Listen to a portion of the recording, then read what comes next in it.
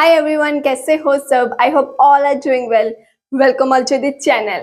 Dear friends, banking regulation act की series में हम लोग आज बात करेंगे सेक्शन नंबर 10 से लेकर के सेक्शन नंबर 10D।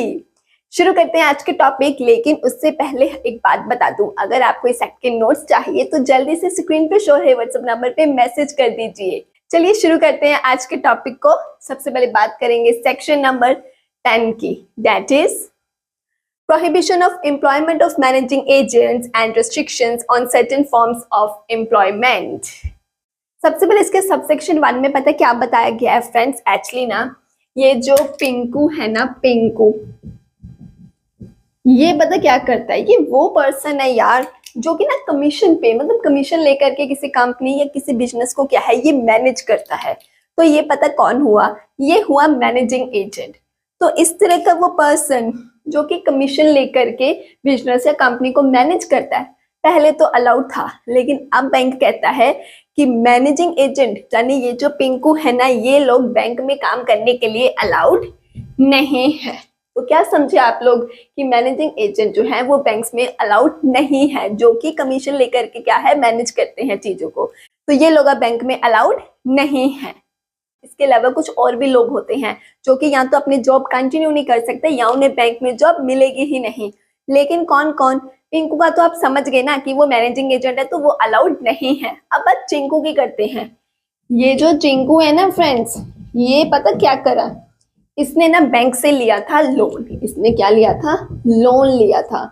लेकिन अनफॉर्चुनेटली क्या होता है, ये इस लोन को चुका नहीं पाता है। और कोर्ट पता क्या करती है? कोर्ट ना इस चिंकू को इंसॉल्वेंट डिक्लेयर कर देती है। तो क्योंकि ये इंसॉल्वेंट डिक्लेयर हो चुका है, क्योंकि ये इंसॉल्वेंट पर्सन है, तो कहते हैं अब चिंकू क्या है, बैंक में जॉब करने के लिए अलाउड नहीं है। तो क्या समझे आप लोग? एक तो मैनेजिंग एजेंट, दूसरा कौन हो गया फ्रेंड्स?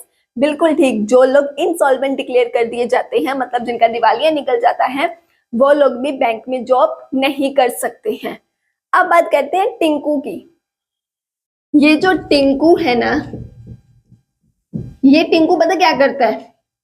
ये क्या करता है अपनी ना, मान लो इसके ऊपर क्या इल्जाम लगा हुआ है कि ये ब्राइब लेता है, ये ब्राइब लेता है, फ्रॉड करता है। यार आप लोग बताओ, अगर आपने कोई कंपनी खोली हुई, आप इमेजिन करो आप एक कंपनी के ऑनर हो और आपको पता चले कि ये बंदा आपकी कंपनी में जॉब करता है जो कि फ्रॉड कर चुका है, तो क्या आप इसे, मुझे बताइए, अपनी कंपनी में जॉब करने के लिए अलाउड करोगे? नहीं। क्यों? क्योंकि कहीं ना कहीं अब इसका जो कैरेक्टर है वो क्वेश्चनेबल है कि यार ये तो फिर से भी ऐसा फ्रॉड कर सकता है, ये तो हमारी कंपनी में भी कर सकता है ना।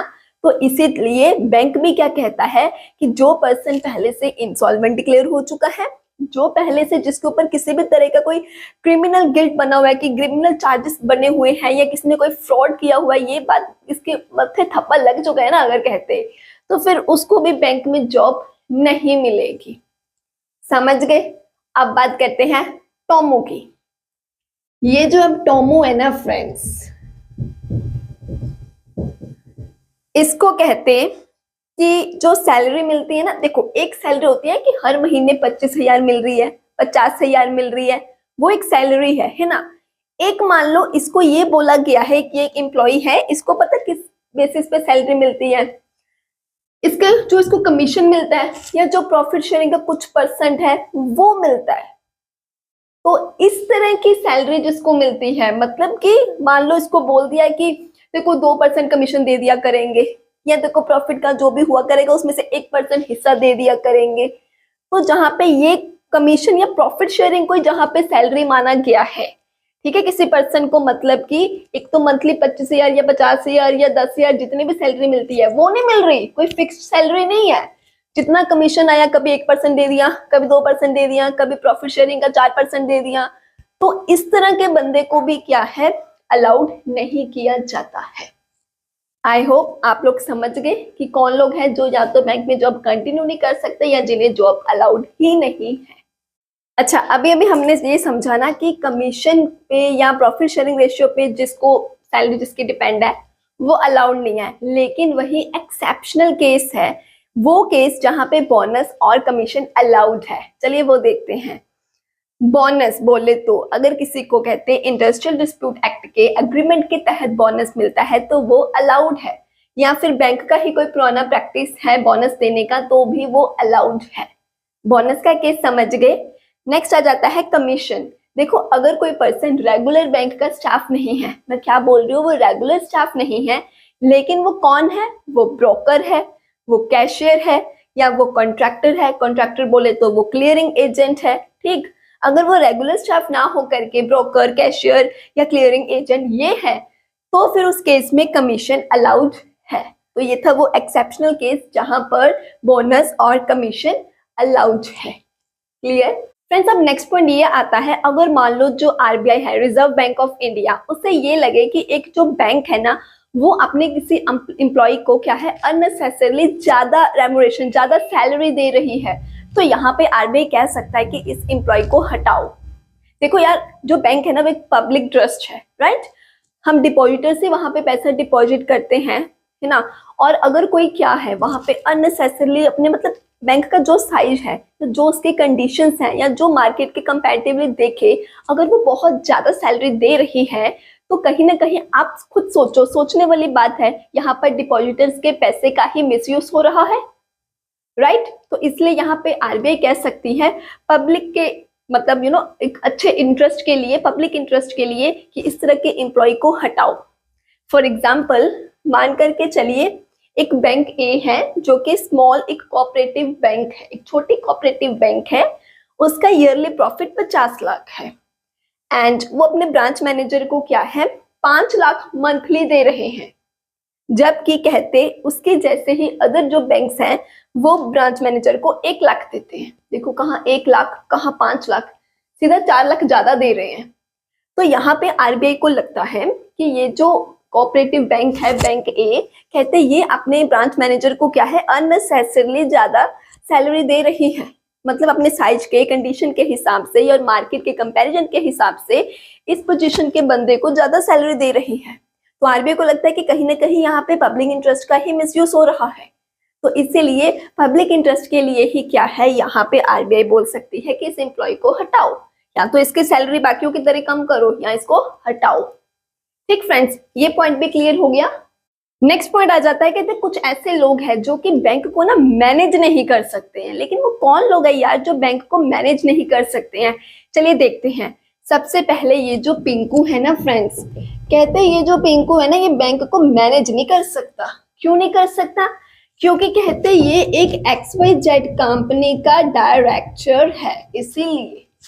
क्या समझे इसका मतलब आप कि अगर कोई पर्सन किसी और कंपनी का डायरेक्टर है तो फिर वो बैंक को मैनेज नहीं कर सकता, समझ गए। लेकिन एक्सेप्शन है, अगर मान लो ये जो XYZ कंपनी है जिसका ये पिंकू डायरेक्टर है वो उस बैंक की ही सब्सिडरी कंपनी है, फिर अलाउड है।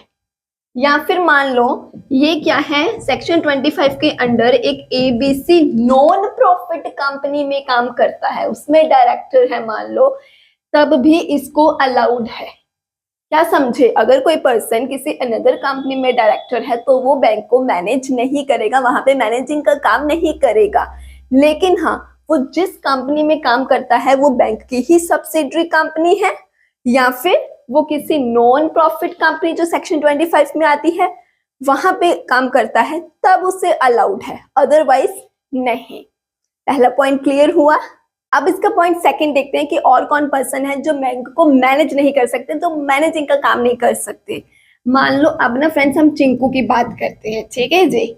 ये जो चिंकू है ना, चिंकू ये पता क्या करता है, बैंक में कहते ये MD है, ठीक है। मान लो ये बैंक में मैनेजिंग डायरेक्टर का सपना देख रहा है कि मैं मैनेजिंग डायरेक्टर बन जाऊं, और साथ ही साथ क्या है इसकी एक मान लो कन्फेक्शनरी की शॉप भी है, तो शाम को कहता है मैं वहां चला जाया करूंगा। तो फिर इसको ये बोला गया है सेक्शन के तहत कि तुम क्या है ये मैनेजिंग डायरेक्टर का सपना छोड़ दो। तो चिंकू कहते क्यों? कहते क्योंकि अगर तुम किसी बैंक के साथ साथ किसी और बिजनेस में भी अगर तुम बिजी हो, तुम्हारा कहीं और भी बिजनेस चल रहा है, तो फिर ऐसे सिनेरियो में तुम बैंक के मैनेजिंग डायरेक्टर नहीं बन सकते हो, समझ गए। क्योंकि यार वो बंदे का ध्यान इधर भी है कि मेरा हाई वो बिजनेस तो बैंक को हम क्या डायरेक्ट करोगे, क्या मैनेज करोगे, है ना। तो फिर कहते हैं अगर आप किसी और बिजनेस में भी साथ साथ हो या किसी और ऑक्यूपेशन में भी आप बिजी हो तो फिर ऐसे सिनेरियो में आप बैंक के मैनेजिंग का काम नहीं कर सकते। ये पॉइंट भी क्लियर। अब पॉइंट थर्ड की बात करते हैं। पॉइंट थर्ड में अब टोमो की बात करते हैं। टोमो क्या है फ्रेंड्स, एक एबीसी बैंक का एमडी है, ये मैनेजिंग डायरेक्टर है, ठीक है जी। अब कहते हैं ये जो मैनेजिंग डायरेक्टर है ना, ये मैक्सिमम 5 साल तक, 5 इयर्स तक, क्योंकि इनका जो मैक्सिमम टर्म ऑफ ऑफिस होता है ना वो 5 इयर्स तक की होता है। अब अगर कहते हैं ये चाहता है कि इसका टाइम जो है वो 5 साल से ज्यादा बढ़ा दिया जाए, दोबारा से इसको मैनेजिंग डायरेक्टर रख दिया जाए, तो कहते हैं इंपॉर्टेंट पॉइंट है, ध्यान से सुन लो, मैक्सिमम टेन्योर तो 5 साल का ही रहेगा मैनेजिंग डायरेक्टर के लिए। फ्रेंड्स ये जो मैं भी आपको बात समझाने वाली हूँ ये रूल सिर्फ और सिर्फ मैनेजिंग डायरेक्टर के ऊपर अप्लाई होता है, बाकी डायरेक्टर्स के ऊपर नहीं, ठीक। तो सुनो, अब ये जो मैनेजिंग डायरेक्टर है उसका मैक्सिमम टाइम 5 साल ही रहेगा, एक्सटेंशन मिल सकती है लेकिन 2 साल बाद दोबारा रिन्यू करवाना पड़ेगा तब। समझ गए। तो ये भी समझ गए ना आपकी, मतलब कि अगर किसी का 5 साल का टेन्योर पूरा हो गया तो 5 साल से ज्यादा के लिए आपको मैनेजिंग का काम नहीं मिलेगा। मतलब अगर 5 साल पूरे हो गए ना तो अब छठे साल मत सोचो कि मैं अभी भी मैनेजिंग डायरेक्टर बनूंगा, एक्सटेंशन चाहिए, 2 साल रुको, रिन्यू होगा, फिर बनोगे। क्लियर ये पॉइंट भी। गेट। अब पॉइंट में आगे बढ़े हम, उससे पहले यार आपको याद है मैंने आपको अभी ये भी समझाया था कि अगर आरबीआई को लगे कि बैंक क्या है अपने एम्प्लॉइज को अननेसेसरली सैलरी दे रहा है, अननेसेसरली रेम्यूनरेशन दे रहा है, तो ऐसे केस में वो बोल सकता है कि इसे हटाओ या इसकी सैलरी कम करो। तो यहाँ पर रेम्यूनरेशन का मतलब क्या है, इसमें इंक्लूड किया गया है फ्रेंड्स सैलरी, फीस और जो प्रिविलेजेस मिलते हैं, लेकिन जो रीइंबर्समेंट, जो एक्सपेंसेस का जो पैसा होता है ना वो इसमें इंक्लूड नहीं करा गया। याद रखना इसमें रीइंबर्समेंट, एक्सपेंसेस के पैसे इंक्लूड नहीं किए गए हैं। कौन कौन से इंक्लूडेड है, सैलरी, फीस और प्रिविलेजेस। क्लियर। लेकिन ये जो कहते हैं बैंक है ये किस बेसिस पे डिसाइड करती है कि जो सैलरी दी जा रही है वो एक्सेसिव है, वो ज्यादा दी जा रही है, तो वो है कहते हैं कुछ फैक्टर्स। फाइनेंशियल कंडीशन, वो बैंक की फाइनेंशियल कंडीशन क्या है उस हिसाब से देखती है कि कंडीशन आपके फाइनेंशियल कुछ खास है नहीं तो आप सैलरी इतनी दे कैसे रहे हो, ठीक। दूसरा साइज एंड एरिया, कि बैंक कितना बड़ा है या वो कितने एरिया तक ऑपरेट हो रहा है, ठीक है। बिजनेस का क्या वॉल्यूम है, उस बैंक में कितनी ट्रांजैक्शंस हो रही हैं, उस बैंक के कितने कस्टमर्स हैं, इन चीजों को वो ध्यान देता है। एम्प्लॉइज प्रोफाइल, जिस एम्प्लॉय को सैलरी दी जा रही है उसके क्वालिफिकेशन क्या है, उसका एक्सपीरियंस कितना है, ये सब चीजें भी वो आरबीआई देखता है। कंपैरिजन, जैसे हमारी एग्जांपल में हमने कंपैरिजन देखा था ना कि वो अपने ब्रांच मैनेजर को बैंक ए 5 लाख दे रहा है, वैसे ही अदर बैंक्स उसके जैसे सेम बैंक्स 1 लाख दे रहे हैं, तो वो बैंक ये चीज भी देखता है, आरबीआई कंपैरिजन भी करता है। इसके अलावा वो देखता है सबसे इंपॉर्टेंट डिपॉजिटर्स का इंटरेस्ट, कि जो लोग पैसा डिपॉजिट कर रहे हैं उनके इंटरेस्ट पे इसका क्या असर पड़ रहा है।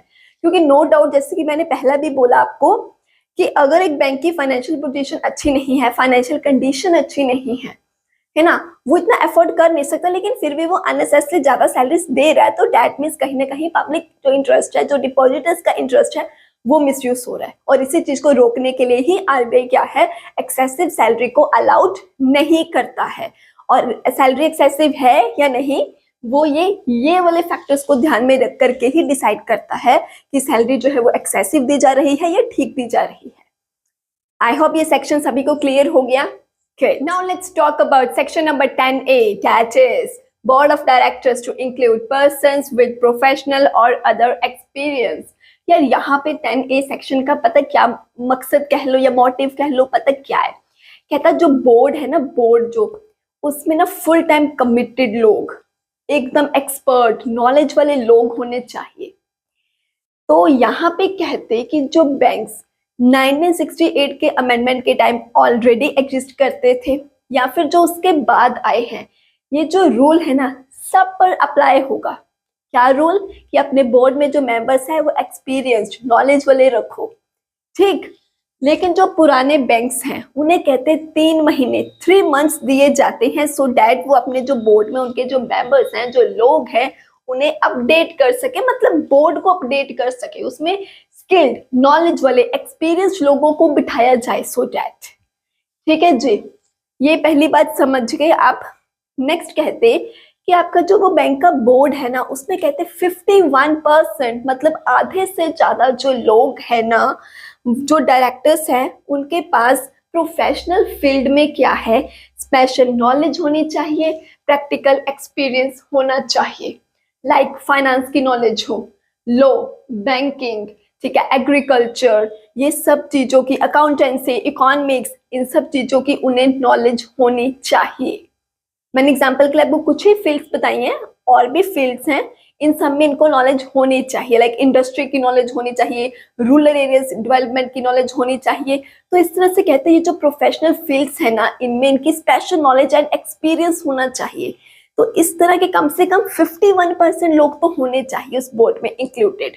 फॉर एग्जाम्पल, अगर कहते हैं आपके बोर्ड में 10 मेंबर्स हैं, राइट, तो 10 में से कम 6, आधे से ज्यादा, कम से कम कहते हैं 6 लोग तो ऐसे होने चाहिए जो कि प्रोफेशनल फील्ड्स में एक्सपर्ट हो। लेकिन 10 में से 6 लोग ऐसे होने चाहिए जो कि चार्टर्ड अकाउंटेंट है, बैंकर है, रूरल डेवलपमेंट के एक्सपर्ट है, एडवोकेट है, कहने का मतलब जिन्हें फाइनेंस, लॉ, इकोनॉमिक्स, इन सब चीजों की नॉलेज है, एक्सपीरियंस है। एक तो ये बात, एक बात बोली गई है कि इस बोर्ड में एटलीस्ट टू, कम से कम कहते हैं 2 लोग, 2 मेंबर्स, 2 डायरेक्टर्स ऐसे होने चाहिए जो कि एग्रीकल्चर में, कॉर्पोरेशन में, मतलब कि स्मॉल इंडस्ट्रीज में क्या है, एक्सपर्ट होने चाहिए। कम से कम 2 लोग तो ऐसे होने चाहिए जिन्हें एग्रीकल्चर, स्मॉल इंडस्ट्रीज का जो है पूरा एक्सपीरियंस हो, जो कि इस फील्ड में एक्सपर्ट हो। तो ये तो आप समझ गए, ये वो लोग हैं जो कि बोर्ड में होने चाहिए। अब हम देखते हैं कि वो कौन से लोग हैं जो इस बोर्ड में नहीं होने चाहिए। तो वो कौन से लोग हैं जो कि कहते हैं बैंक में, बोर्ड में, मतलब डायरेक्टर्स नहीं बन सकते। तो पिंकू चिंकू की एग्जांपल से देखते हैं। तो ये कौन है फ्रेंड्स, पिंकू है। हाँ जी, ये जो पिंकू है ना यार, ये जो पिंकू है ना, एक बड़ी सी कंपनी है, XYZ कंपनी, और इस बड़ी सी कंपनी में ना ये भी बड़ी सी पोजीशन में है। मान लो ये इस कंपनी का मैनेजर है। तो जो बंदा कहते हैं, अगर किसी बंदे का किसी और कंपनी में ऑलरेडी इंटरेस्ट है और बड़े लेवल पे है, तो फिर वो पर्सन कहते हैं बैंक में डायरेक्टर नहीं बन सकता। समझ गए? अच्छा, अब ये चिंकू है, ये जो चिंकू है ना, एक छोटी सी ABC कंपनी में छोटी सी ही पोजीशन पे है। तो मुझे बताओ, क्या ये जो है चिंकू, ये बैंक में डायरेक्टर बन सकता है? यस, ये बन सकता है। समझ गए कि अगर कोई पर्सन किसी अनदर कंपनी में, किसी अनदर एस्टेब्लिशमेंट में, लार्ज स्केल इंडस्ट्री में, मान लो किसी लार्ज स्केल कंपनी में बड़ी ही पोजीशन पर है, तो फिर वो बैंक का डायरेक्टर नहीं बन सकता। लेकिन एक्सेप्शनल केस ये है कि अगर कोई पर्सन किसी और छोटी मोटी कंपनी में छोटे मोटा काम ही करता है, तब अलाउड है, तब वो डायरेक्टर बन सकता है। ये तो थी फ्रेंड्स पिंकू चिंकू की एग्जाम्पल। अब जरा टोमू की एग्जाम्पल देख लो। अब ये जो टोमू है ना, ये एक बड़ा बिजनेसमैन है। ये एक बड़ा बिजनेसमैन है, इसे खुद का बिजनेस है, एक बिजनेस का ऑनर है, बहुत बड़ा बिजनेस है यार इसका। तो क्या ये बैंक का डायरेक्टर बन सकता है? नहीं। वाई? क्योंकि ये ऑलरेडी एक बड़ी पोजीशन पर है, एक बिजनेस का ऑनर है, तो इसलिए ये भी क्या है, बैंक में डायरेक्टर नहीं बन सकता है। तो सिंपल बोलूं तो यही बताया गया है कि अगर आपका किसी और फील्ड में भी इंटरेस्ट है तो बैंक के डायरेक्टर नहीं बन सकते। क्लियर? गुड। अब फ्रेंड्स, इसका जो सबसेक्शन 2A है वो हमें इसका ना, इनका टर्म बताता है कि कितने टाइम तक ये अपनी पोस्ट को कंटिन्यू कर सकते हैं। तो एक डायरेक्टर है जो कि चेयरमैन और होल टाइम डायरेक्टर नहीं है, वो क्या है कहते अपनी इस पोस्ट को 8 साल तक, मैक्सिमम 8 ईयर्स तक कंटिन्यू कर सकता है। लेकिन अगर मान लो, अब मैं आपको डायरेक्ट एग्जांपल से समझाती हूँ। ये जो पिंकू है, ये डायरेक्टर था, ठीक, लेकिन किसी मिसकंडक्ट की वजह से अब इसको क्या है, रिमूव कर दिया गया है। तो अब क्या है, ये 4 साल तक, कम से कम 4 साल तक दोबारा से डायरेक्टर नहीं बन सकता। समझ गए? तो क्या बोला इसमें कि कोई डायरेक्टर है, लेकिन वो चेयरमैन और होल टाइम डायरेक्टर नहीं इसमें इंक्लूड।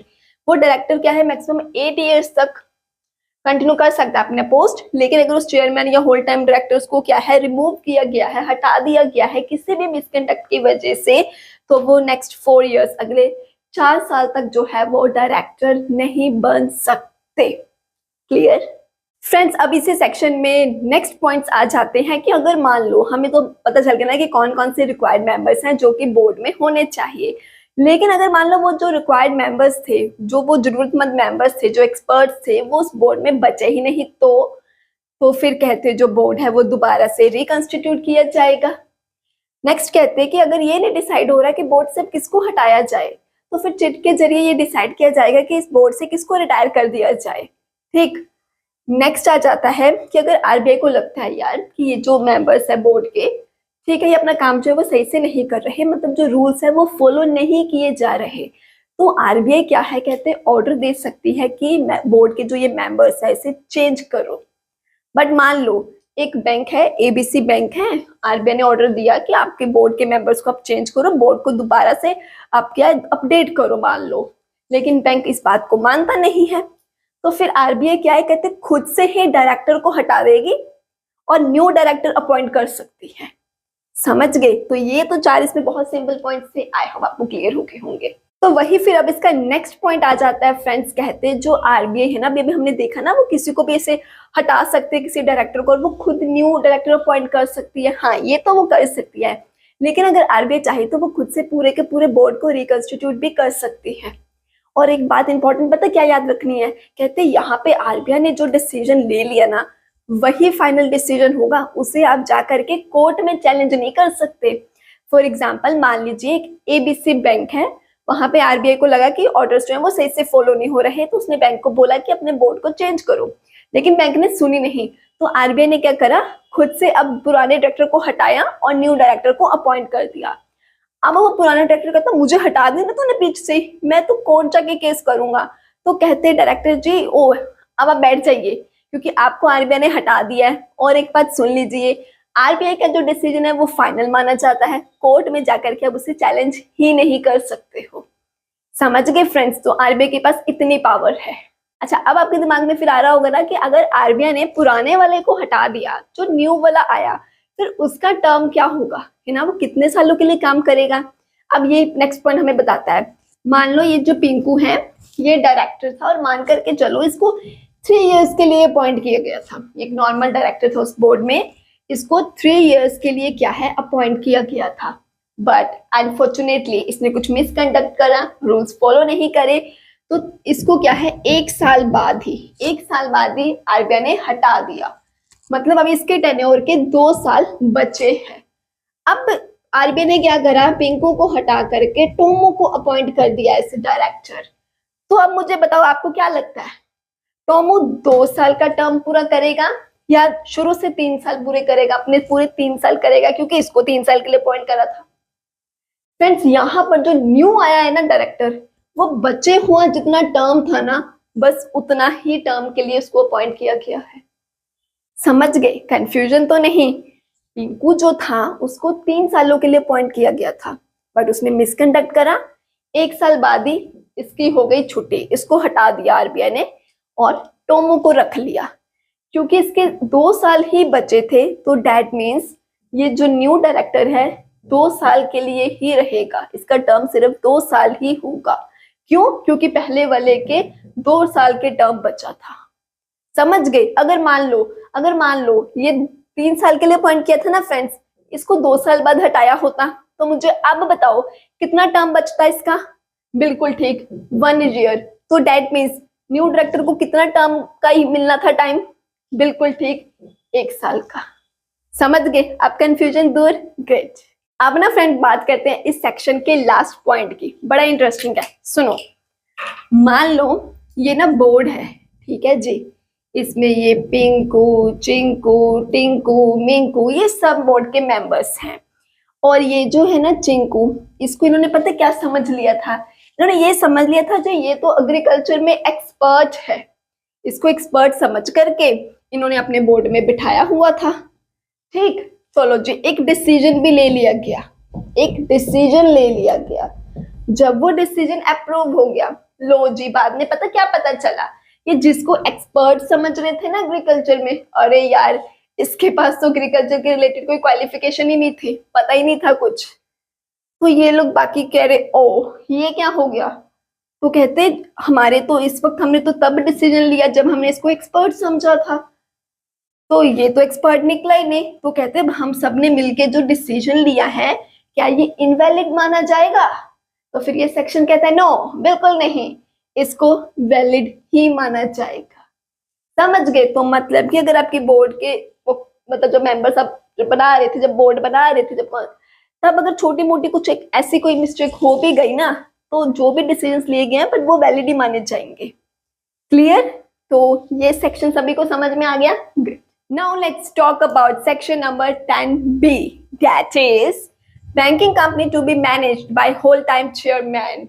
फ्रेंड्स यहाँ पे इसका सबसे पहला सबसेक्शन ये बोलता है, उसमें सबसे पहला पॉइंट ये आता है कि हर एक बैंकिंग कंपनी को क्या है कहते चेयरमैन अपॉइंट करना होगा पार्ट टाइम या होल टाइम बेसिस पर।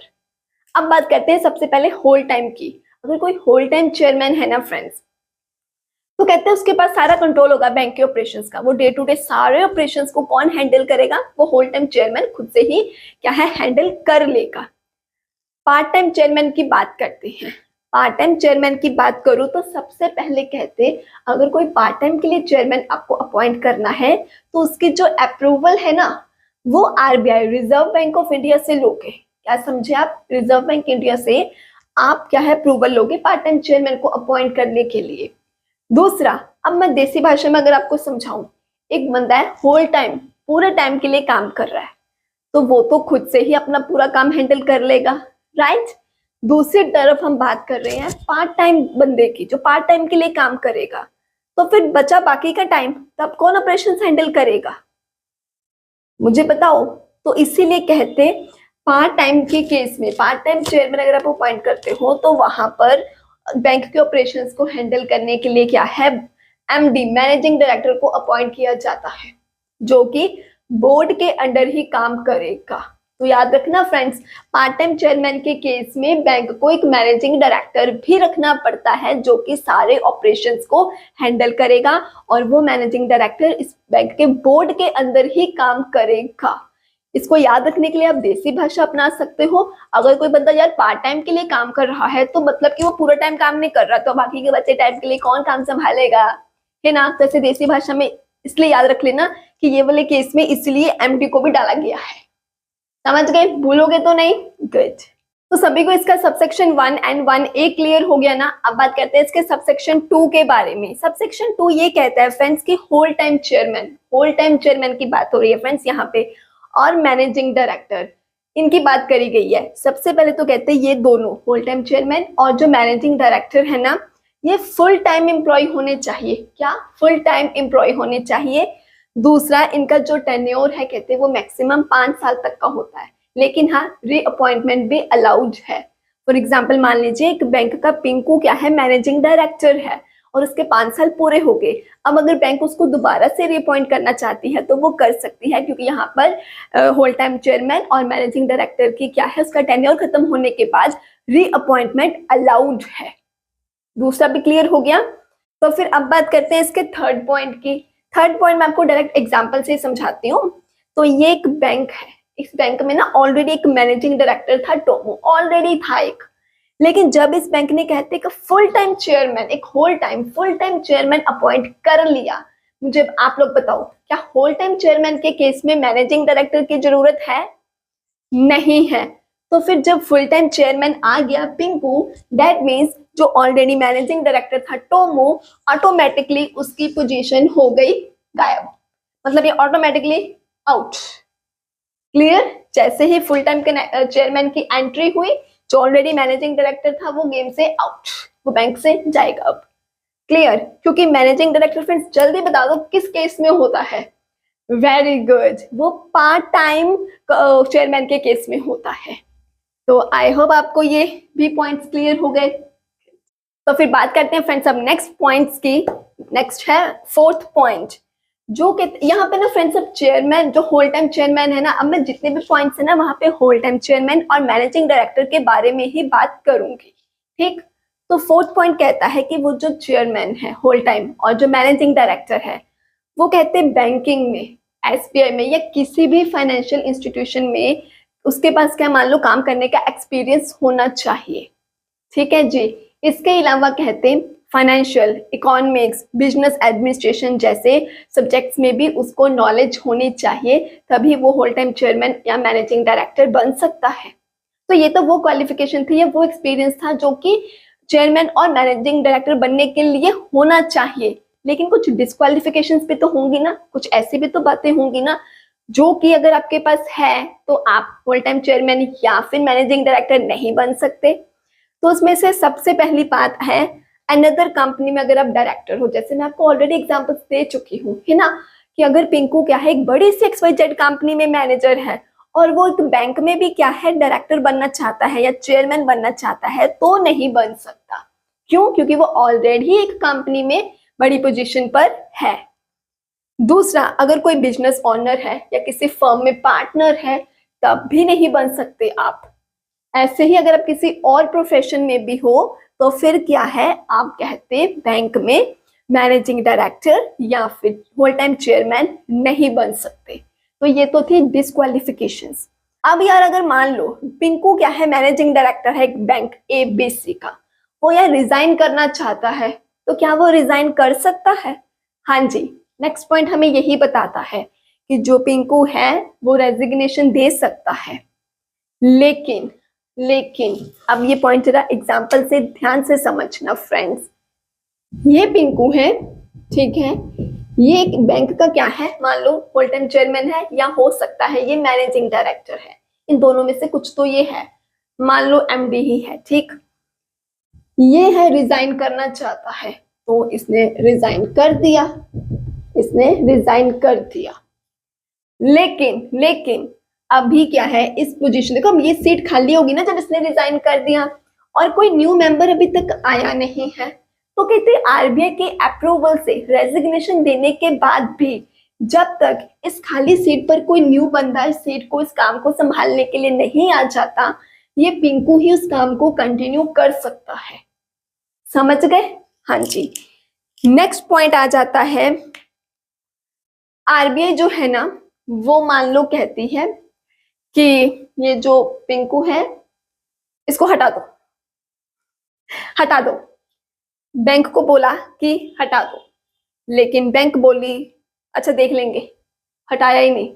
RBI ने 2 महीने तक देखा कि मैंने बोला है कि ये मिसकंडक्ट कर रहा है, ये रूल्स फॉलो नहीं करता है, इसको हटाया जाए। बैंक हटा नहीं रही। RBI को आया गुस्सा, RBI ने अपनी पावर दिखाई, RBI ने अपनी शक्ति दिखाते हुए 2 महीने बाद इसको हटा करके एक न्यू मेंबर अपॉइंट कर डाला, एक न्यू मैनेजिंग डायरेक्टर अपॉइंट कर डाला। तो RBI ऐसा कर सकती है। समझ गए?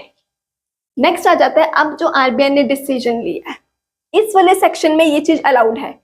RBI ने क्या है एक डिसीजन लिया और उस डिसीजन के कोई अगेंस्ट है, कौन होगा? बैंक ही अगेंस्ट होगा। अगेंस्ट है तो फिर आप अपील कर सकते हो सेंट्रल गवर्नमेंट के पास 30 डेज के अंदर 30 दिन के अंदर फिर आप कहते हैं RBI के डिसीजन के अगेंस्ट सेंट्रल गवर्नमेंट के पास अपील कर दो अगर आप उसके डिसीजन के अगेंस्ट हो तो। क्लियर? उसके बाद आ जाता है, देखो वैसे तो हमने अभी क्या देखा यहाँ पर कि अगर कोई बंदा ऑलरेडी किसी और प्रोफेशंस में, बिजनेस में या फर्म में या कंपनी में है तो वो क्या है चेयरमैन, होल टाइम चेयरमैन या मैनेजिंग डायरेक्टर नहीं बन सकता। लेकिन यहाँ पर ये पॉइंट कहता है कि अगर RBI अलाउड कर दे तो मान लो अगर ये चेयरमैन है या ये मैनेजिंग डायरेक्टर है, कुछ इस तरह के ऑनरी कह लो, प्रोफेशंस कह लो जो RBI अलाउड कर सकती है इसे करने के लिए, मैनेजिंग डायरेक्टर के अलावा भी या फिर होल टाइम चेयरमैन के अलावा भी, लाइक टीचिंग अलाउड कर सकती है, चैरिटी अलाउड कर सकती है, इस तरह के कुछ प्रोफेशंस अलाउड किए जा सकते हैं। ठीक, लेकिन वो भी तभी अगर RBI अलाउड करे तभी कर सकते हो। नेक्स्ट आ जाता है, अगर मान लीजिए ये बीमार हो गया या फिर ये छुट्टी पे चला गया तो अब उतने टाइम के लिए टेम्पररी बेसिस के लिए इसकी सीट खाली हुई कि नहीं हुई तो अब क्या किया जाए? तो फिर कहते हैं यहाँ पे बैंक RBI की अप्रूवल लेकर के 4 महीने तक क्या है टेम्पररी अरेंजमेंट कर सकता है। मान लो ये जो पिंकू है ये 3 महीने के लिए छुट्टी पे चला गया, बैंक क्या है RBI से अप्रूवल लेकर के पिंकू की जगह चिंकू को यहाँ पे काम पे रख सकता है, मतलब यहाँ कोई भी टेम्पररी अरेंजमेंट कर सकता है आरबीआई की अप्रूवल लेकर के 4 महीनों तक के लिए। तो आई होप आपको ये सारे पॉइंट्स क्लियर हो गए। तो सेक्शन 10B भी क्लियर हो गया फ्रेंड्स, ग्रेट। तो इससे पहले कि हम आगे बात करें, एक बार फिर से याद दिला दो फ्रेंड्स, अगर आपको इस एक्ट के नोट्स चाहिए तो स्क्रीन पे शो हो रहे व्हाट्सएप नंबर पे मैसेज कर दीजिएगा।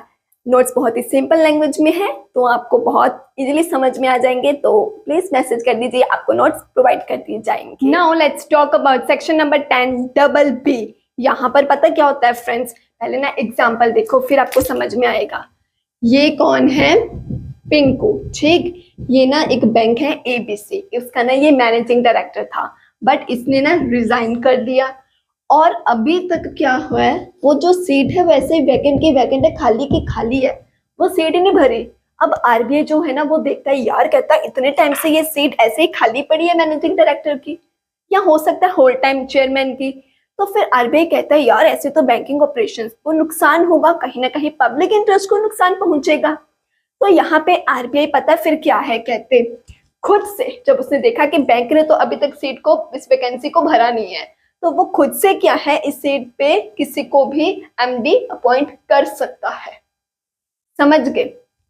अब जो है कहते वो जो न्यू पर्सन यहाँ पे ऐसा मैनेजिंग डायरेक्टर या फिर होल टाइम चेयरमैन जिसे आरबीआई ने अपॉइंट करा है, वो क्या है कहते हैं, सेक्शन 10B के सबसेक्शन 4 में जो क्वालिफिकेशंस बताई गई हैं, जो भी रिक्वायर्ड क्वालिफिकेशंस बताई गई हैं, वो सारी क्वालिफिकेशंस उसमें होंगी। जैसा कि हमने समझा ही था कि इस बंदे के पास finance, law, economics, industries, agriculture, इन सब की नॉलेज होनी चाहिए। तो मतलब इस बंदे के पास वो सारी क्वालिफिकेशंस जो कि नेसेसरी है, रिक्वायर्ड है, वो होंगी, ठीक। फिर एक पॉइंट इंपॉर्टेंट है, कहते कि वो जिस बंदे को, मान लो, अच्छा इसको एग्जांपल से समझो, ये जो न्यू पर्सन अपॉइंट किया गया है ऐसा एमडी मान लो, लेकिन पहले से एमडी अपॉइंट करने से पहले ये बंदा बोर्ड का मेंबर नहीं था, जो बोर्ड होती है ना बोर्ड बैंक की, उसका मेंबर नहीं था ये, ठीक, ये उसका मेंबर नहीं था। तो जब तक अब ये एमडी रहेगा या फिर जब तक ये होल टाइम चेयरमैन रहेगा, ऑटोमेटिकली ये बोर्ड का डायरेक्टर बन गया। क्या समझे? यहाँ पे सीट खाली हुई इसके रिजाइन करने से, आरबीआई ने क्या करा, देखा कि 10B के तहत जो क्वालिफिकेशंस चाहिए वो इसके पास है, इसके पास एक्सपर्ट नॉलेज है, लेकिन ये बंदा पहले इस बोर्ड का मेंबर नहीं था, उसका डायरेक्टर नहीं था। लेकिन आरबीआई ने अब जब इसे इसमें अपॉइंट कर दिया, तो पहले भले ही इस बोर्ड का हिस्सा मान लो नहीं था, डायरेक्टर नहीं था, पर जब तक के लिए अब इससे क्या है, एमडी अपॉइंट कर दिया गया है, जब तक के लिए या तो ये एमडी बन चुका है या फिर ये चेयरमैन बन चुका है, तब तक के लिए ये ऑटोमेटिकली इस बोर्ड का डायरेक्टर, इस बोर्ड का मेंबर हिस्सा जो है वो बन गया। समझ गए? ये भी पॉइंट क्लियर। नेक्स्ट आ जाता है पॉइंट, कहते हैं कि अगर किसी बंदे को यहाँ पर वैकेंसी अराइज होने की वजह से आरबीआई अपॉइंट कर रही है, कौन बंदा, या तो होल टाइम चेयरमैन या फिर मैनेजिंग डायरेक्टर, है ना, तो फिर कहते हैं उसका जो एम्प्लॉयमेंट है वो फुल टाइम होगा, वो पार्ट टाइम नहीं, वो फुल टाइम ही होगा। और इस केस में इसका जो मैक्सिमम टेन्योर होगा ना फ्रेंड्स, वो 3 साल होगा और रीअपॉइंटमेंट अलाउड है। ये भी सिंपल था पॉइंट, क्लियर।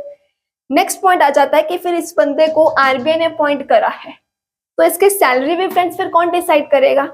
आरबीआई ही करेगा। या इसको कब रिमूव करना है, कब हटा देना है, मतलब इसकी कौन सी गलती से इसको आउट कर देना है, ये भी कौन डिसाइड करेगा? आरबीआई ही डिसाइड करेगा। समझ गए? तो सैलरी वाला पॉइंट भी क्लियर। नेक्स्ट आ जाता है कि ये बंदा सेक्शन 10B में जो भी रूल्स बताए गए हैं वो सबको इसे फॉलो करना पड़ेगा। सो इसी के साथ आई होप आपको सेक्शन 10BB सभी को क्लियर हो गया होगा। ये तो बहुत ही सिंपल था section. Now let's talk about section number 10C, that is chairman and certain directors not to be required to hold qualification shares. अगर कहते आप चेयरमैन या डायरेक्टर अपॉइंट किए गए हो, फिर चाहे आप वो बैंक के जरिए अपॉइंट किए गए हो या फिर रिजर्व बैंक ऑफ इंडिया के जरिए, मतलब दोनों में से चाहे किसी ने भी आपको अपॉइंट किया हो, लेकिन यहाँ पर आपको क्वालिफिकेशन शेयर्स जो है वो लेने की जरूरत नहीं है। बट अब पंगा ये है कि ये क्वालिफिकेशन शेयर्स क्या होते हैं। नॉर्मली पता क्या होता है फ्रेंड्स, अगर मान लो एक कंपनी है और आप उस कंपनी के क्या हो, डायरेक्टर हो, तो उस कंपनी के क्या है, कुछ मिनिमम शेयर्स जो होते हैं, कुछ मिनिमम शेयर्स जो होते हैं वो आपको खरीदने पड़ते हैं, और उन्हीं शेयर्स को हम क्या बोलते हैं, क्वालिफिकेशन शेयर्स बोलते हैं। तो नॉर्मली कहते हैं किसी कंपनी के आप डायरेक्टर हो तो आपको कंपनी के कुछ शेयर्स तो खरीदने ही पड़ते हैं, लेकिन यहाँ पर सेक्शन 10C बोलता है कि अगर आप बैंक के चेयरमैन या कोई भी सर्टेन डायरेक्टर आप अपॉइंट किए गए हो, फिर चाहे वो आपको बैंक ने अपॉइंट करा है या फिर आरबीआई ने, वहां पर आपको ये क्वालिफिकेशन शेयर्स खरीदने की जरूरत नहीं है। तो ये भी सिंपल था सेक्शन, क्लियर हो गया? Good. Now let's talk about section number 10D, that is provisions of section 10A and 10B to override all other laws, contract, etc. यहाँ पर पता क्या कहा गया है? अब तक हमने सेक्शन 10A, B, C में देखा है ना कि या तो आरबीआई या फिर बैंक क्या है, अपॉइंट करता है। जैसा कि हमने देखा सेक्शन 10A में डायरेक्टर अपॉइंट किया गया, सेक्शन 10D में whole time chairman MD, section 10C में भी हमने पढ़ा कि आरबीआई अपॉइंट करता है चेयरमैन या एमडी को। अब कहते हैं इन सेक्शंस के तहत 10A 10B के तहत अगर बैंक या फिर आरबीआई ने अपॉइंट करा है या फिर रिमूव करा है तो उनके द्वारा की गई वो अपॉइंटमेंट या फिर रिमूवल वो फाइनल होती है। दूसरा यहाँ पर ये बोला गया है कि उस पर्सन को जिसे भी यहाँ पर चेयरमैन या फिर एमडी अपॉइंट किया गया है उस पर्सन को कंपनसेशन मांगना अलाउड नहीं होता है। अब कंपनसेशन वो क्यों मांगेगा?